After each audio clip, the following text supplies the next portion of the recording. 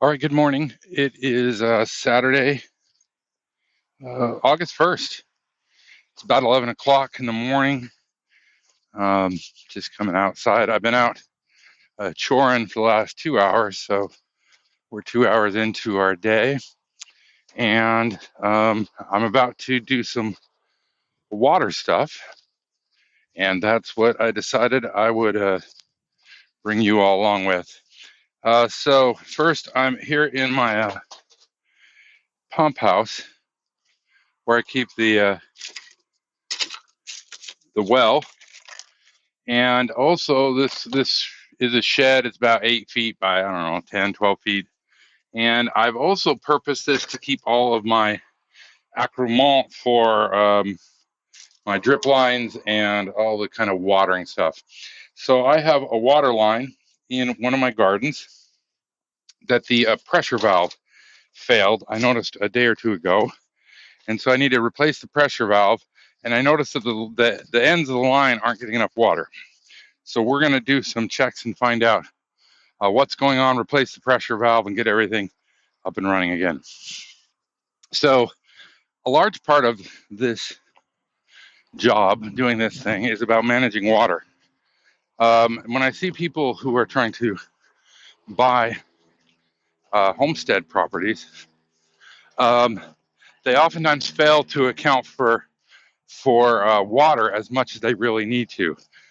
Even though where I live is technically a rainforest, where at my little farm we get about 60 inches of rain a year, but that rain is seasonal.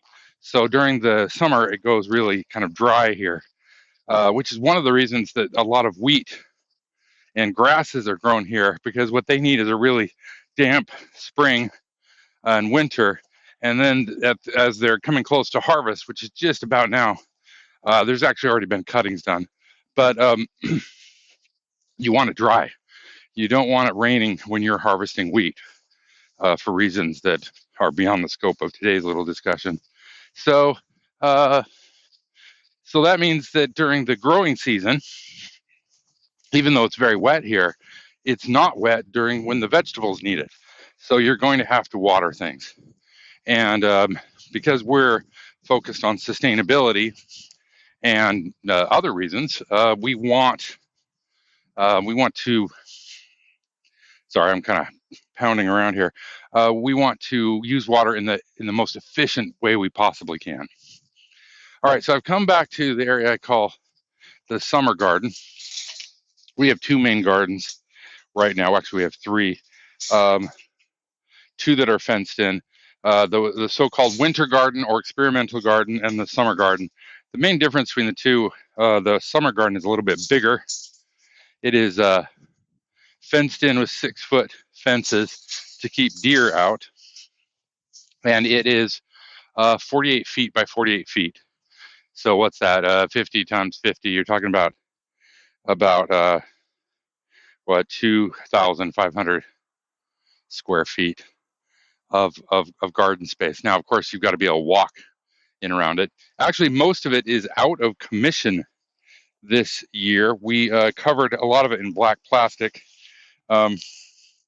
because in the summer garden we plant basically in the ground, and that requires soil conditioning. And when you disturb the soil, you're going to get a lot of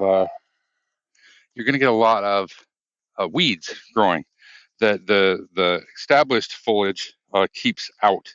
So whenever you start a new garden or garden in general, you're always constantly battling weeds because you create the perfect environment. Okay, so I just took the old pressure regulator off, drip lines, and I usually use Dig because that's what Home Depot carries. There is another, I think Raintree, or there's a couple other brands, but it's best to kind of stick with one brand because they kind of intentionally make their things so they don't work well together. So you're going to run into problems, and we'll get into that more when I dedicate a time to it. But drip lines want to run at 25 psi. And your house water has a regulator where it comes in that you set the pressure. The regulator off my well is set to 60 psi. So my base water coming out of the well is 60 psi. So at 60 psi, if you're running that much pressure down a line, it will blow out all the little fittings and cause problems. And so there is a little plastic pressure regulator, which will regulate the water down to 25 psi where they want it. Now, the longer your line gets, you're going to lose pressure. So that's what we have to check. All right, so I just took this line and I replaced the pressure regulator. And you'll know the pressure regulator is hosed because there's a little hole in the side. And once it blows, it's kind of like a circuit breaker. You'll see water start coming out that line. So that's a good way to visually check. You'll also start seeing where the little fittings come in, where you might have a half-inch tube that you're breaking out into like quarter-inch soaker hoses or whatever. What you'll notice that there'll be more spray because that water will exceed the pressure that those little plastic fittings are designed for. Okay, so I just replaced that. And before I started recording, I went to the other line and I put a pressure regulator on a little, not a regulator, a gauge.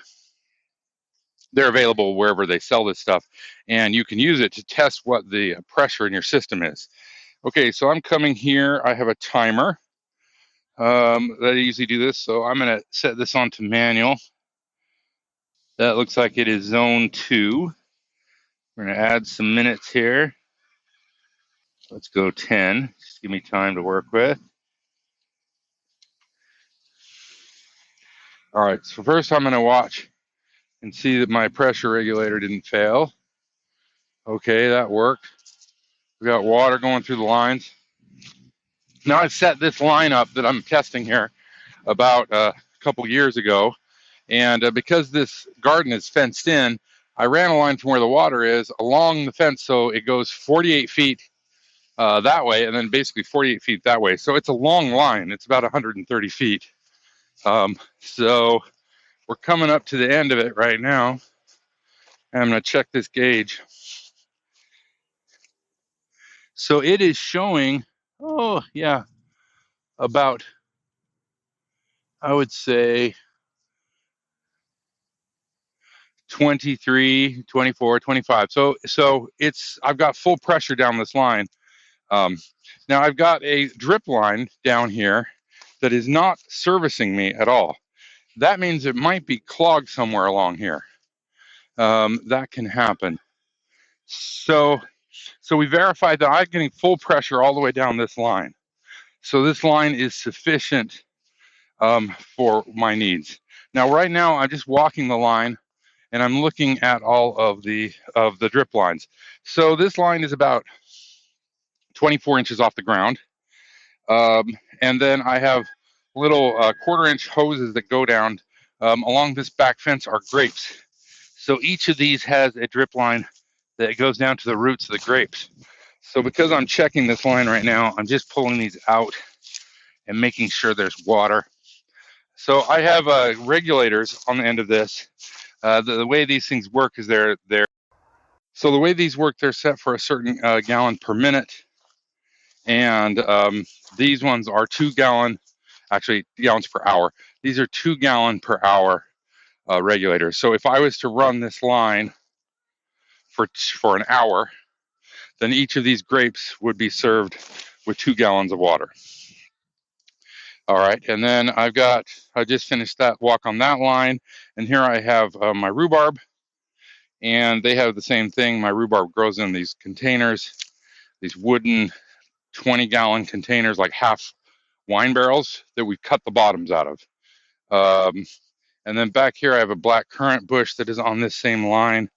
So I'm just looking to make sure that everything that's supposed to be watered is being watered.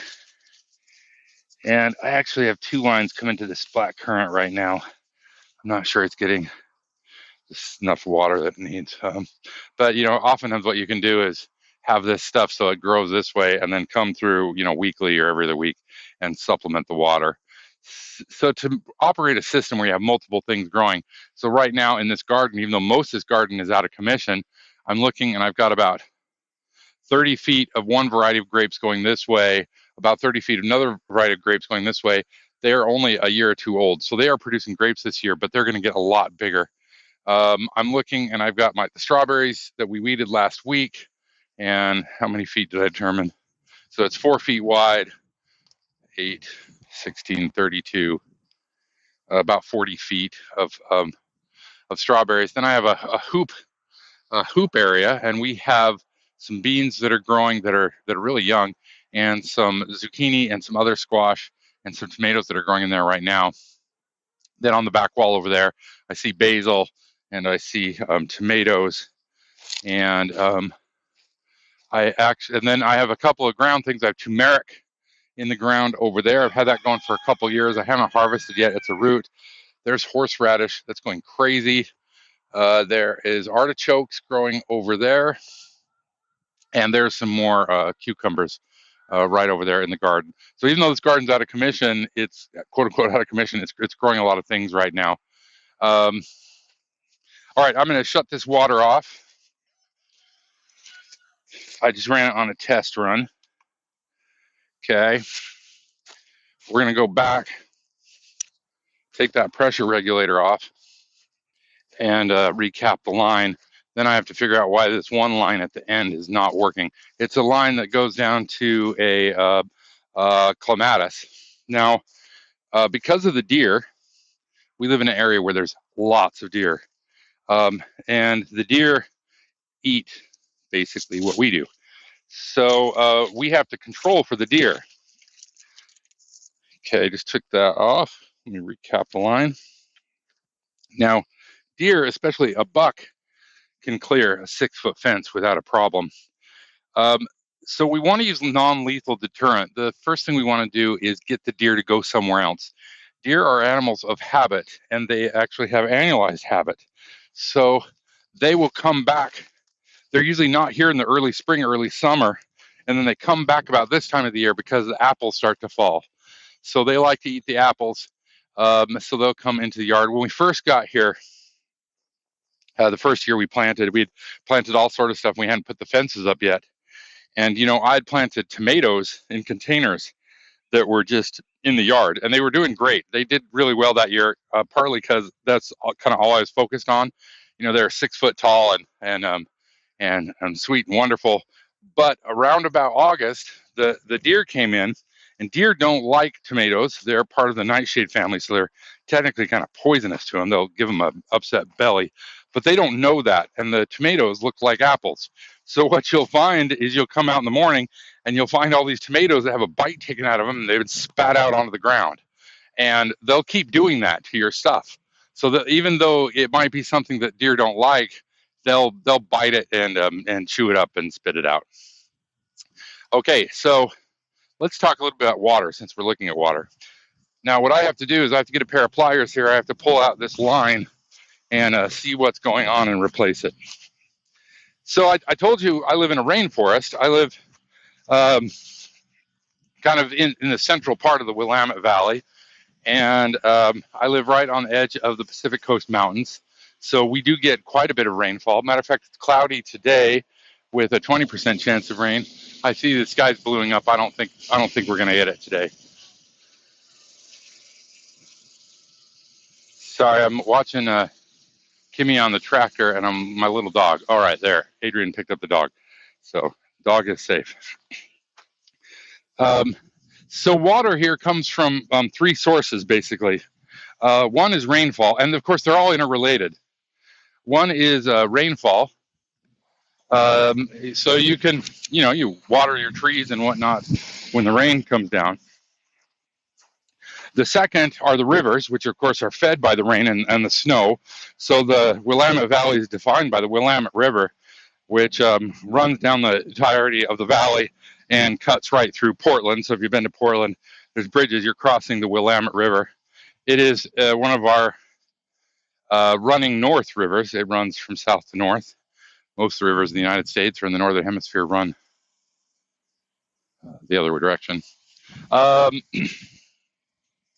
So the cities, ironically, all take their water. Portland and Eugene and Salem and the big cities all take their water out of the Willamette. That's where their drinking water comes from. And in the 80s, in particular, the Willamette was notoriously polluted. In the last 20 years, there's been efforts to clean the water up, and it's come a long ways to being better, but it's still not great. And then there's groundwater, which of course I use. Now I have in my mind, I looked this up a long time ago, but I can't tell you the source, so the information might have been skewed by my memory. But the water that I pull out of the aquifer is 30,000 years old. So I think there's an idea, and I used to have the same problem. Even as an adult, I would hear people talk about environmentalism, talk about that we're going to have water shortages. And my response, my uneducated response was, well, the amount of water on this planet is fixed. It's not going anywhere. So, it goes. I learned this cycle when I was in elementary school. The evaporation happens. It goes up into clouds. Clouds get big and heavy. The water falls down into the land. It runs into rivers, runs into lakes, runs into the ocean. Evaporation happens, and it just keeps going. And that's absolutely true. But like I was talking about with the water, with the aquifers, this is water that was collected over tens of thousands or hundreds of thousands of years through processes that are very ancient. We can't just refill aquifers. So and the aquifer problem is huge. I didn't do any research before I started talking to you, but there are cities, Mexico City is one, that I know just off the top of my head, that are actually sinking into the ground because as we pull the groundwater out of the aquifers, it's not getting replaced. It's starting to create pockets in the land that is causing things to shrink. So the irony in the Willamette Valley is we use the clean, good, fresh aquifer water for agriculture mostly. So all the fields and wineries and grass fields are watered via groundwater. All the cities, the drinking water all comes from the most polluted, dirtiest water we have, which is that in the Willamette. So even though we have not the kind of water issues that other places are having, we still have water issues here because from the very beginning of the American settlement here in the mid 19th century, the water has been overutilized. So we're pulling more water out of the rivers than the rivers naturally would send to the ocean. Well, that starts messing with all sort of ecosystems. It messes with the salmon spawning. It messes with things like the lamprey eels and other habitat of what was here naturally. And the problem is in our hubris, we think we understand these things, but we actually don't that well. We don't know all the ways that we're jacking up the ecosystems, but we know it's happening.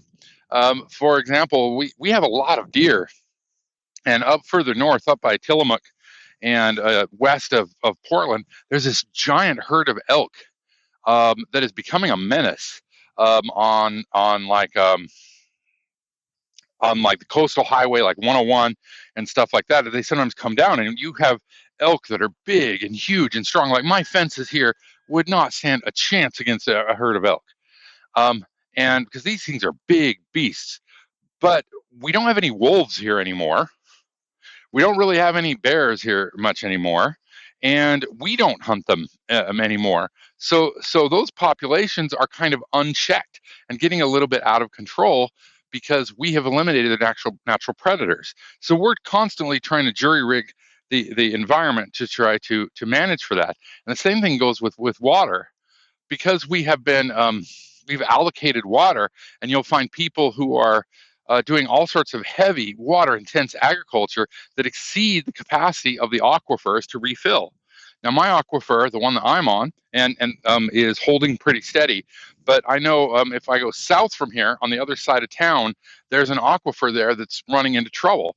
So sometimes you can tell by how deep their wells are and how much people are chasing water. There are places where this is becoming extremely concerning, and these aquifers are starting to collapse. The issue is we have to deal with it. We know what's going to happen. We are draining all of the aquifers, like all of them globally. We're using more water out of them than they're getting replenished with. we're using more water than goes into the rivers, and the rain cycles are starting to change and modify. So and then we have with global temperatures going up, we're getting less and less snowpack. So the Willamette, for example, is already suffering and going to suffer more as there's less snowfall in the Cascade Mountains. So where can you go on this planet to avoid this problem? Which place on the planet is environmental or waterproof? None. There's none. Now, there are places that are going to be more impactful. In 500 years, people probably won't live in Phoenix, maybe even sooner. As temperatures rise, water becomes more scarce. Um, food production globally drops. Shipping, costs of fuel and stuff rise. These are things that we know are going to happen unless we make major intervention, and we're not making any kind of intervention to prevent these problems. So globally, the 8 billion of us are careening towards these problems without intervention. So what can you do about it? You can ignore it. You can read the news every day and get more and more anxious and more scared. Or you can try to do things in your own way. You can start trying to save water. Now, if you and there's many ways to do it, and that's where we go back to our drip lines. So I am trying to use water in the single most efficient way I can for several reasons. It lowers the cost of the operation after the initial expenditure on investing in drip lines and things like that.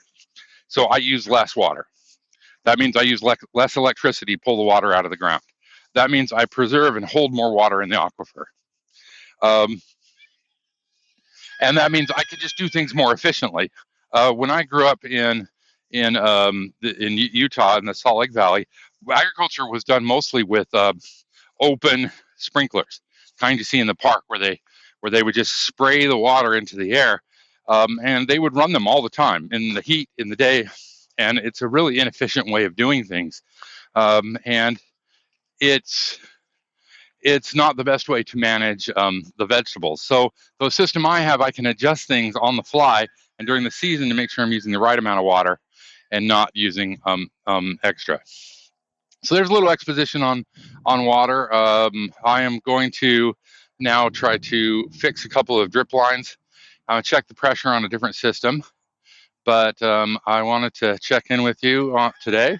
Tomorrow, August 2nd, is a really special day on the agrarian calendar. We're going to talk about it tomorrow, so you have that to look forward to. Please continue to drop me a line. Let me know what's going on your place.